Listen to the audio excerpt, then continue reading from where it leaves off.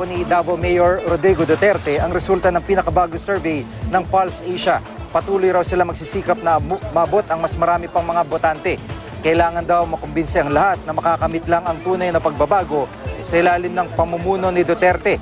Sabi naman ni Senadora Grace Poe, iginagalang nila ang survey at gagamitin daw na gabay sa paglilibot nila sa buong bansa. Naniniwala raw sila na pipili ang mga botante ng isang leader na makatao at magaling.